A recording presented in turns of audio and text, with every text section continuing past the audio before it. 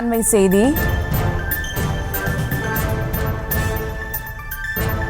நெல்லை மேலப்பாளையத்தில் online service centre கடைக்குள் புகுந்து உரிமையாளர் கொலை செய்யப்பட்டிருக்கிறார். அண்மை செய்தியாக பார்த்து வருகிறோம். இந்த கொலை தொடர்பாக ஒருவர் கைது செய்யப்பட்டிருக்கிறார்.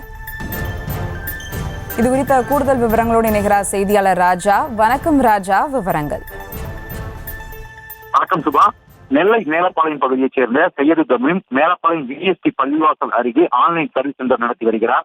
பட்டா உள்ளிட்ட பத்திரப்பதிவு தொடர்பான ஆன்லைன் சேவைகளும் இவர் செய்து வருகிறார்.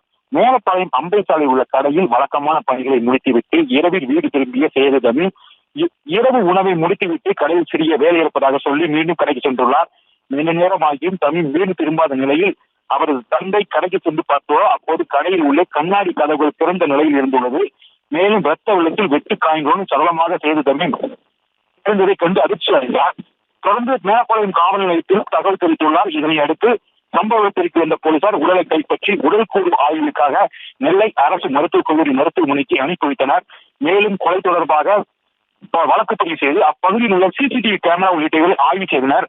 மாநகர ஆணையாளர் மூர்த்தி உத்தரவின் பேரில் தனிப்படைகள் அமைத்து விசாரணை மேற்கொண்டனர். விசாரணையின் போது திருநெல்வேலி மாவட்டம் சீதப்பநல்லூர் சிறுகன்குறிச்சியைச் சேர்ந்த பேச்சிமுத்து என்பவருக்கும் தமிழுக்கும் நிலப்பிரச்சனை இருப்பது தெரியவந்தது.